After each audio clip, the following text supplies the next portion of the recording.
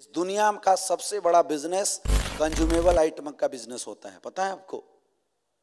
सबसे ज्यादा धंधा कंज्यूमेबल बिजनेस का है। क्यों? क्योंकि प्रोडक्ट जब खपता है, प्रोडक्ट जब लोग खाते हैं तो प्रोडक्ट की मैन्युफैक्चरिंग और बढ़ती है, डिमांड और आता है और एक फिक्स इनकम शुरू हो जाती है जब प्रोडक्ट कंज्यूम होता है।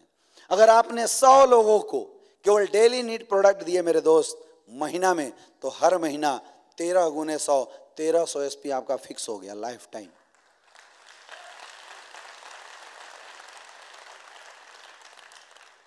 तो 13,000 की इनकम आएगी नहीं आएगी?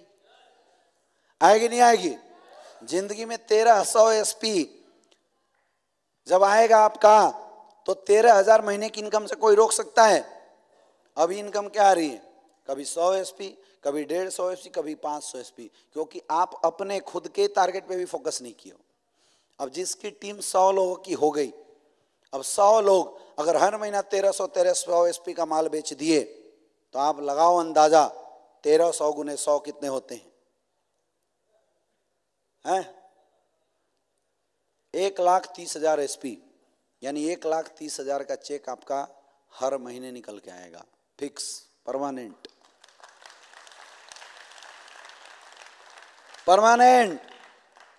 इस इनकम को कोई आपसे छीन नहीं सकता, क्योंकि ये लोग आपके हैं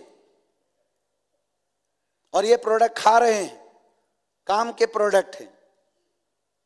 और अगर गलती से आपने इसका रिटेल प्रॉफिट अगर ले लिया तो 13 एसपी के प्रोडक्ट का रिटेल प्रॉफिट होता है 270 रुपए। 100 लोगों में गया, कितने पैसे आए? 27,000 रुपए। तो 27,000 प्लस 13,000 कितने हुए? 40,000 महीना कमाने से हर महीना इस दुनिया की कोई ताकत आपको एसलीपीएस वेलनेस में नहीं रोक सकता। अगर आपने 100 लोगों के लिस्ट को केवल यूजर बना दिया तो।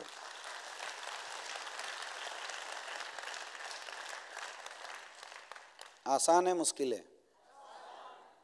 आसान है मुश्किल है? करेंगे? करेंगे? कितने लोग अभी तक ऐसा कर रहे थे? ऐसा नहीं कर रहे होंगे, 2 4 10 को दे रहे होंगे बस। सर्विस शुरू करो,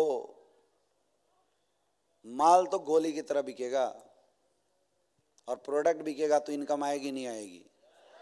यह है एजुकेशन। यही तो आपको सीखना है, यही तो आपको बुद्धि लगाना है, यही तो आपको दिमाग लगाना है। 90% लोगों को यूजर बनाओ और 10% लोगों को डिस्ट्रीब्यूटर बनाओ। यूजर आपका प्रेजेंट बनाएंगे, प्रेजेंट की इनकम देंगे, और डिस्ट्रीब्यूटर आपका फ्यूचर बनाएंगे मेरे दोस्त। दोनों ही इंपॉर्टेंट है। नेक्स्ट, समझ में आई बात? समझ में आ गई बात? जब आपके अंदर एजुकेशन आ जाएगा ना, तो क्या काम में आपकी ग्रोथ बड़ी अच्छी होने लगेगी और ऑटोमेटिकली आपके अंदर पेशेंस आ जाएगा। फिर आप चेक ना आने पे अधीर नहीं होंगे, फिर पैसे ना आने पे आप परेशान नहीं होंगे, क्योंकि आपको बिजनेस समझ में आने लगेगा। डायरेक्ट सेलिंग इंडस्ट्री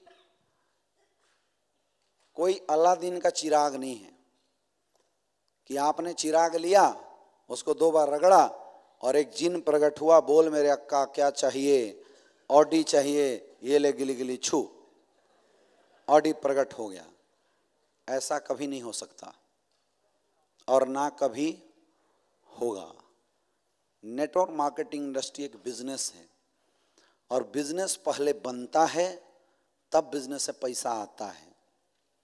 कोई भी धंधा पहले बनाया जाता है तब उस धंधे से पैसे कमाए जाते हैं। एक ठेला वाला जब नए ठेले की शुरुआत करता है तो पहले धंधा बनाता है, जब धंधा जमने लगता है तब वो पैसा कमाता है।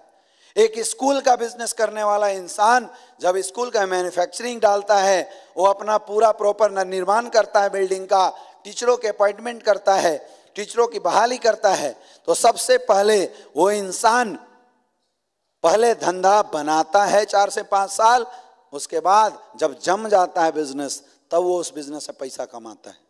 यस या नो? और तब तक वो पेशेंस के साथ अपने काम में लगा रहता है। और हम लोग क्या करते हैं? हम लोग 2-3 महीना बिजनेस करते हैं और अपना पेशेंस खो जाते हैं। फिर हमारे अंदर उदासी आने लगती है, हमारे अंदर निराशा आने लगती है, हमें लगने लग जाता है कि धंधा मेरे से नहीं हो सकता है, क्योंकि आपके अंदर बिजनेस की सेंस नहीं है, आपके अंदर बिजनेस की समझ नहीं है। बिजनेस को आप एक्चुअल में पकड़ ही नहीं पा रहे हैं, आपको पता ही नहीं चल पा रहा है बिजनेस होता कैसे। इस बिजनेस में सफल होना है 2 साल का पेशेंस चाहिए, 2 साल का पेशेंस चाहिए। 1 साल आपको इस बिजनेस को सीखने में लगेगा। कितने ऐसे लोग हैं जिनको अभी एसलीपीएस को ज्वाइन किए हुए 1 साल नहीं हुए हैं। आप बिजनेस की क्रिएशन फेज में हैं, आप अभी धंधा सीख रहे हैं, आपका फोकस अभी कमाई पे नहीं, अभी आपका फोकस बिजनेस को सीखने पे होना चाहिए। लेकिन हमारी गलती होती है, हम ज्यादा फोकस क्या कर देते हैं, कमाई के चक्कर में पड़ जाते हैं, और ना कमाए तो कुछ और करने लग जाते हैं, और कुछ ना आए तो किसी का डीडी का पैसा खा जाते हैं, और कुछ ना आए तो फॉर्म का पैसा खाने लगते हैं, और कुछ ना आए तो डाउनलाइन को प्रोडक्ट बेच के पैसा गटक जाते हैं और धंधा खराब कर लेते हैं। होता है नहीं होता है? होता है नहीं होता है? बिजनेस पहले बनेगा, उसके बाद बिजनेस से पैसा आएगा। 2 से 3 साल आपको किसी भी बिजनेस को डेवलप करने में लगता है, प्रॉपर बिल्डिंग में लगता है, बिजनेस को डेवलप करने में, उसको प्रॉपर खड़ा करने में लगता है, फैक्टर संभालने में लगता है, लोगों को एजुकेट करने में लगता है। 1 से 2 साल बिल्डिंग में लग जाता है मेरे दोस्त। कम से कम 1 साल का पेशेंस तो चाहिए।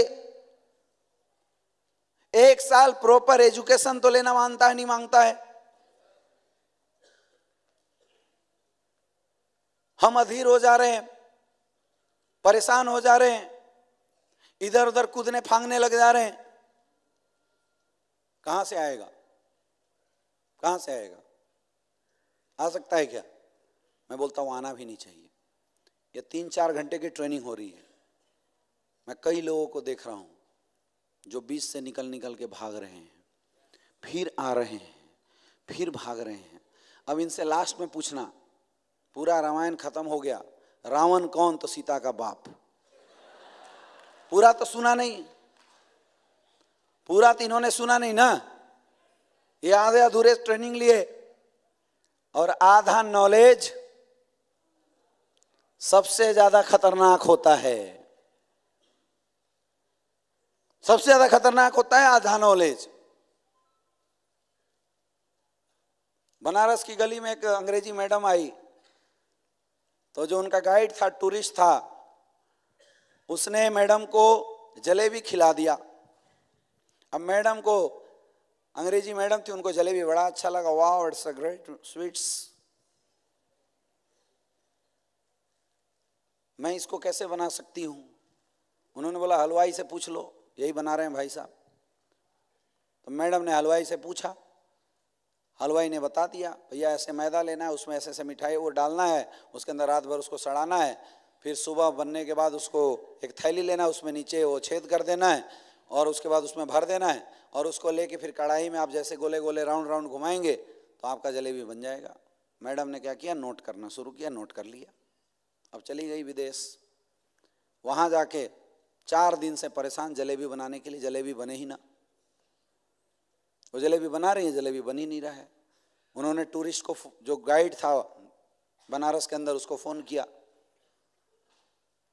बोला जाओ यार हलवाई के पास, पता करो मेरा जलेबी क्यों नहीं बन रहा है, मेरी जलेबी क्यों नहीं बन रही है, क्या कमी हो गई मेरी जलेबी में। वो भी पहुंचा, बोला कि यार वो तो मैडम गई थी जलेबी बना रही, जलेबी बन ही नहीं रहा है। तो हलवाई बड़ा सा पेट, हाथ को ऐसे साफ किया, ऐसे पेट पे फेरते हुए बोला जलेबी कैसे नहीं बनेगा, हमने सिखाया वही, मैडम से बात कराओ। उसने सारा रेसिपी मैडम से पूछा, मैडम कैसे कैसे किया आपने? तो मैडम ने सब कुछ बताया और सब बढ़िया था। बोला यार ये तो मैडम सब कुछ सही कर रही है। बोला वीडियो कॉल करो, तो वीडियो कॉल हुआ, बोला मैं देख रहा हूं तुम बनाओ। तो मैडम सारा रेसिपी बढ़िया बना रही थी, सारा तैयारी बढ़िया किया था, मसाला एक नंबर का फैंटास्टिक। वो गत्ते में उन्होंने आइटम भरा भी, उसको पकड़ा भी। उसने बोला था राउंड राउंड घुमाना है, उन्होंने सामने वाला पाउच पकड़ा और कमर हिला रही थी।